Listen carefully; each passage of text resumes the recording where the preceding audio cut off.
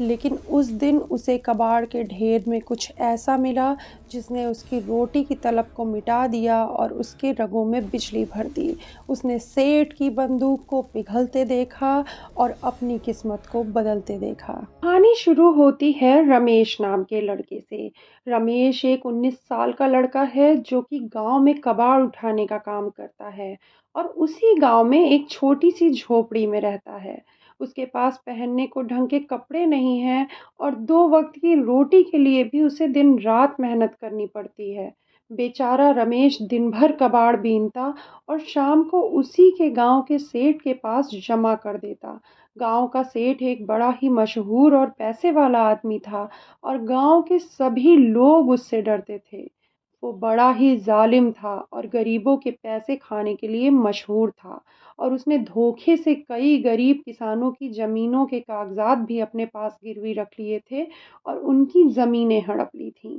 कई बार तो उसने रमेश को भी पैसे देने से इनकार कर दिया, ये कहकर कि जो कबाड़ तुम लाए हो वो किसी काम का नहीं है। और आज भी उसने रमेश के साथ कुछ ऐसा ही किया। 5 दिन के कबाड़ के बदले सिर्फ 20 रुपए ही दिए, जिसे देखकर रमेश का तो दिल ही बैठ गया।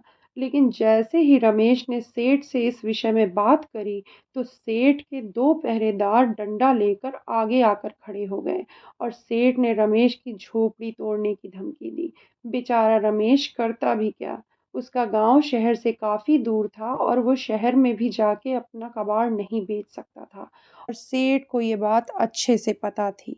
एक रात जब रमेश कबाड़ बीन रहा था, तभी रमेश को एक फटा हुआ झोला दिखाई दिया, जिसमें बहुत तेजी से नीले रंग की रोशनी आ रही थी।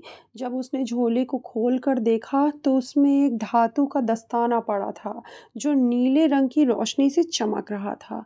जैसे ही रमेश ने उस दस्ताने को झोले से निकालना चाहा, वो दस्ताना अपने आप उसके हाथ से चिपक गया और उसके पूरे जिस्म में एक बिजली सी दौड़ गई। जब रमेश की आँख खुली तो सूरज निकल चुका था।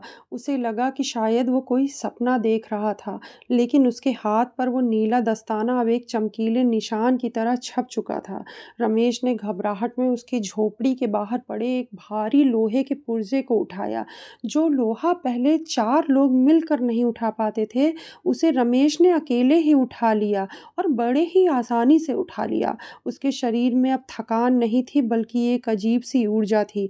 रमेश को अपने अंदर एक अलग तरह की ताकत महसूस हो रही थी। रमेश को ये तो समझ आ गया था कि अब वो पुराना वाला रमेश नहीं रहा, उसकी दुनिया अब बदल चुकी है।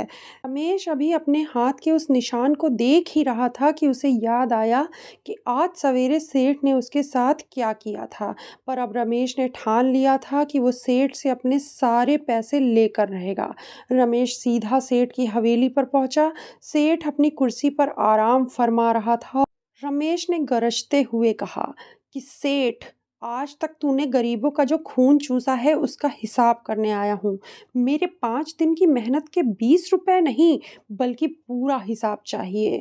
सेठ घबरा गया। उसने अलमारी से अपनी बंदूक निकाली, पर जैसे ही उसने ट्रिगर दबाना चाहा, रमेश ने अपनी मुट्ठी भींची और सेठ की बंदूक दूर जाकर गिर पड़ी और पिघल कर राख हो गई।